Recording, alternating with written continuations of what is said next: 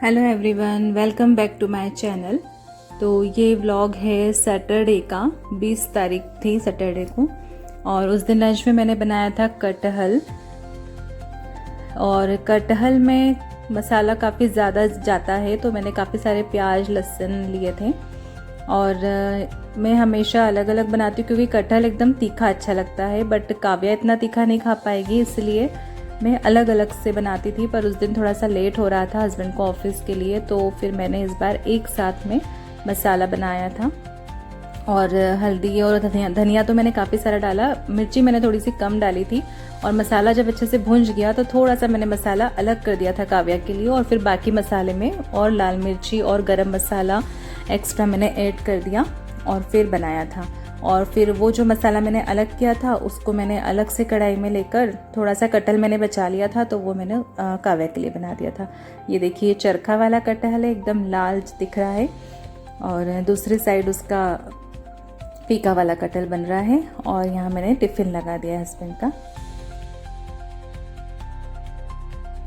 और कटहल ज़्यादा दिन तक रखना भी नहीं चाहिए, तो मतलब फ्राइडे नाइट को ही हस्बैंड कटहल लेकर आए थे, तो मैंने रात को ही थोड़ा उसे साफ़ वगैरह करके तल कर रख लिया था फ्रिज में। तो तला हुआ कटहल पकता नहीं है, नहीं तो आप ऐसे रखेंगे तो वो पक कर मीठा हो जाता है, फिर वो अच्छा नहीं लगता है। तो वो मैंने रात में ही तल लिया था ताकि सुबह सब्जी जल्दी बन पाए। और यहाँ सारी सब्जियाँ वगैरह मैंने धोकर रखी थी रात में, तो बस ये जब सब सूख गई हैं तो फिर ये मैं फ्रीज़ में लगाऊंगी। और ये जामुन है, तो जामुन को मैं थोड़ी देर पानी में डाल के रखती हूँ। जामुन अंगूर इनके ऊपर थोड़ा सा वाइटनेस रहती है ताकि वो क्लीन हो जाए, तो थोड़ी देर पानी में डाल के रखे हैं, फिर मैं इन्हें भी निकाल के धो लूँगी। और ये सैटरडे नाइट का ही क्लिप है, उस दिन अच्छी बारिश हुई थी। बारिश के मौसम की ये पहली बारिश थी जो इतनी तेज़ थी, वरना अभी तक तो बिल्कुल बौछार ही हो रही थी। तो हस्बैंड ऑफिस से आते वक्त कचौरी ले आए थे गर्मा गर्म, क्योंकि बारिश हो रही थी तो गरम गरम कचौरी खाना तो बनता है। तो बस ये कचौरी आ गई थी, और जो कटहल रखा था सुबह वही हमारा डिनर हो गया था, क्योंकि हम चरखा तो बच ही गया था। और फीका तो काव्या के लिए शाम के ही लिए बनाया था, क्योंकि सुबह तो वो स्कूल में ही लंच करती है, तो स्कूल से आके वो खाना खाती नहीं है। तो सब्जियां रखी थी और रोटी वगैरह बना ली थी, कचौरी आ गई थी, तो बस डिनर वगैरह करके किचन वगैरह क्लीन कर लिया मैंने।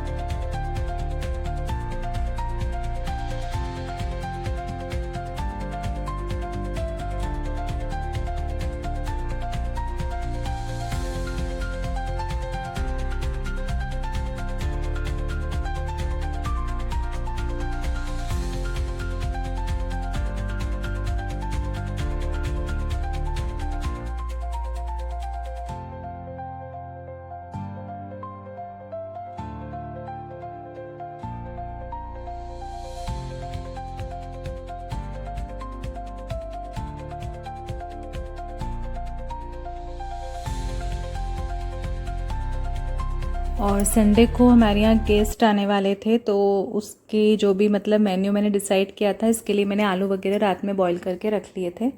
यहाँ पर शिफ्ट हुए हैं तब से शायद वो फर्स्ट टाइम ही आ रहे हैं, क्योंकि बहुत दूर पड़ जाता है। वो प्रॉपर इंदौर में है और हम इंदौर से थोड़ा सा बाहर है तो बहुत टाइम 1-1.5 घंटा आने जाने में लगता है, बहुत लंबा पड़ता है, इसलिए पॉसिबल हो ही नहीं पाता है।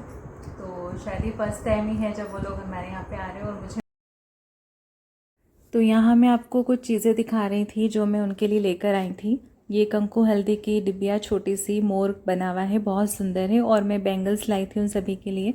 एक्चुअली मेरी नंदे हैं 3, मेरे मामा ससुर की बेटियाँ हैं, और उनके बच्चे और मेरी सासू माँ ये सब आ रहे थे, तो उनके लिए मैं थोड़े से गिफ्ट्स लेकर आई थी। और बच्चों के लिए भी मैंने उनके हिसाब से गिफ्ट्स लिए थे, जिनकी जितनी एज है वो मैं पैक कर चुकी थी, और बस मैं यही सब पैकिंग कर रही थी रात में।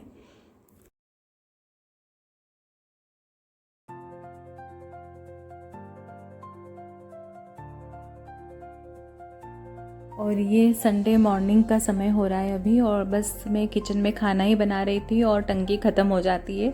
और जब भी हम सोचते हैं ना कि ज़्यादा काम होता है कि चलो फटाफट कर लेते हैं, तब ऐसा कुछ ना कुछ काम बीच में अटक ही जाता है।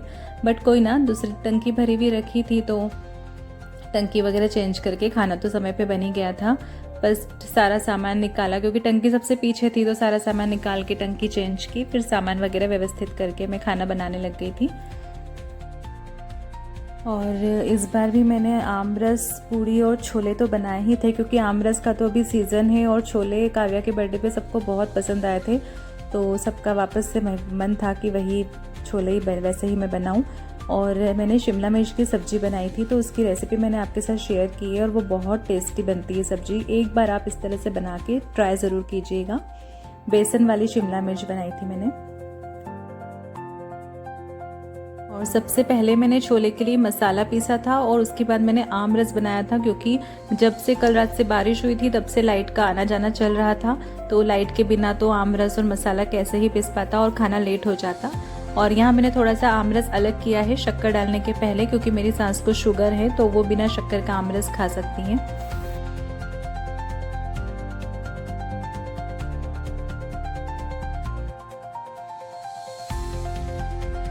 तो सबसे पहले मैंने यहाँ पर बेसन को कढ़ाई में डालकर सेक लिया है। कुछ भी कढ़ाई में नहीं डालना है, घी और तेल, डायरेक्ट बेसन डाल के उसे आपने हल्का सा सेक कर रखना है और मध्य आंच पे सेकना है क्योंकि वो एकदम से जल जाता है।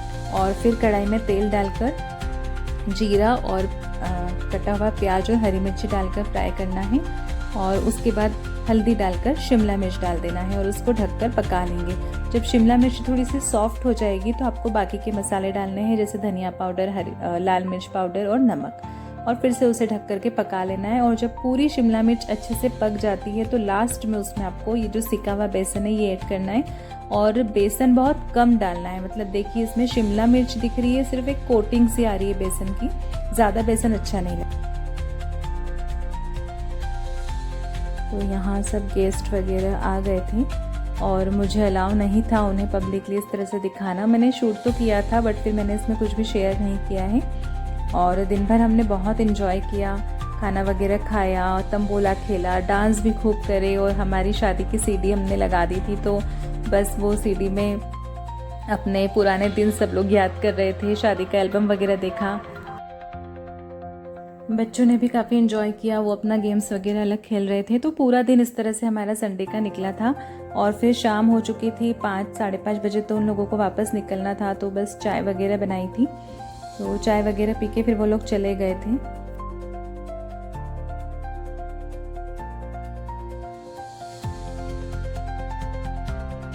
और उसके बाद हमें आज सबसे इम्पॉर्टेंट काम करना था, एक स्कूटी खरीदने का। इसके पहले हम 2-3 बार जाकर देखकर आए थे। हमने जुपिटर भी देखी जाकर, एक दिन हमने जाकर एक्टिवा भी देखी, मैंने जुपिटर की टेस्ट ड्राइव भी ली थी। तो बट यही बड़ा कंफ्यूज थे इतने दिन से कि कौन सी लें, बट फाइनली हमने सोचा कि हम जुपिटर ही लेंगे। और फिर हमारा संडे का था कि हम लोग जाकर लेकर आएंगे। लेकिन संडे को एक्चुअली बहुत शाम हो गई थी, तो फिर मैंने सोचा कि नहीं, मतलब मुझे इतना कॉन्फिडेंस नहीं था कि मैं इतने ट्रैफिक में चला के लेकर आ पाऊँगी, क्योंकि मेरी पुरानी गाड़ी है वो बहुत हल्की है, वो मैं चलाती थी। बट अभी मैंने काफ़ी टाइम से, और नई गाड़ी तो वैसे ही थोड़ी चलाने में ऐसा लगता है ना एकदम न्यू है, तो फिर हमने ऑटो करी थी और हम तीनों ऑटो से गए थे। ऑटो से जाने के बाद फिर हमने वहाँ पर गाड़ी वगैरह ख़रीदी ताकि आते समय हस्बैंड चला के ला पाए। तो ये हमने यहाँ पर TVS, चंदन TVS दशहरा मैदान के सामने है इंदौर में, यहाँ से हमने गाड़ी ली है। और वहीं पर सामने फिर अन्नपूर्णा मंदिर था थोड़ा सा दूर, और हम लोग निकलते करते ही हमें 7 साढ़े 7 बज चुके थे। तो गाड़ी का मतलब मुहूर्त 10 बजे के पहले तक का था और काफ़ी लंबा टाइम लग गया। मतलब लोन से उठाई है हमने, तो लोन की प्रोसेस में, EMI की प्रोसेस में काफ़ी टाइम लग जाता है। तो हमको 9 तो वहीं बज गई थी, 9 साढ़े 9। तो फिर हमने सामने जो है पास में अन्नपूर्णा मंदिर, वहीं पर गाड़ी को ले जाकर पंडित जी से पूजा वगैरह करवा ली थी, क्योंकि 10 बजे तक मुहूर्त था और हम घर ही पहुंचे थे 10:30 बजे। तो फिर घर पर मैंने सेकेंड डे काव्या से पूजा करवाई थी।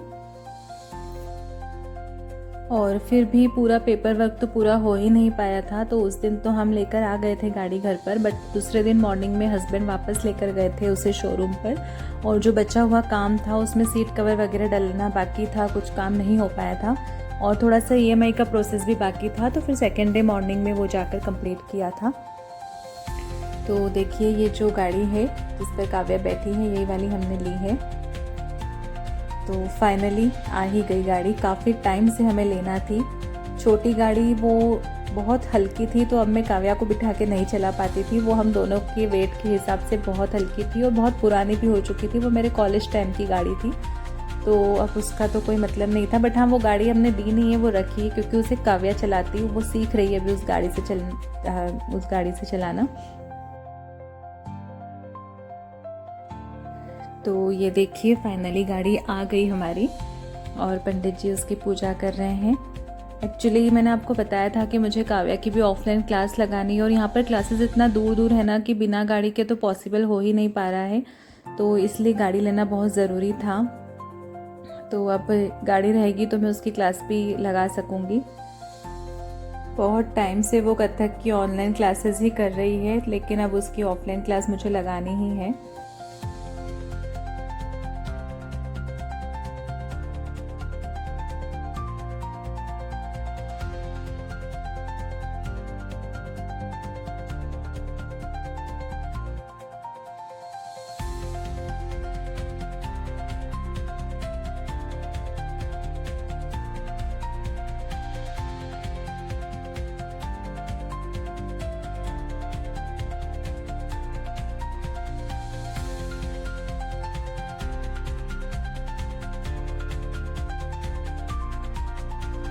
यहाँ बहुत ही अच्छे से पंडित जी ने हमारी गाड़ी की पूजा अर्चना की और बस माता जी का ऐसे ही आशीर्वाद बना रहे और भगवान की ऐसी ही कृपा बनी रहे और सब कुछ ऐसे ही अच्छे से चलता रहे। तो इसी आशा के साथ ये व्लॉग यहीं पर ख़त्म करती हूँ। आपको व्लॉग में कुछ भी पसंद आया हो तो प्लीज़ लाइक कीजिए, शेयर कीजिए और मेरे चैनल को सब्सक्राइब कीजिए। मैं मिलती हूँ आपसे अगले व्लॉग में, तब तक के लिए बाय बाय, टेक केयर।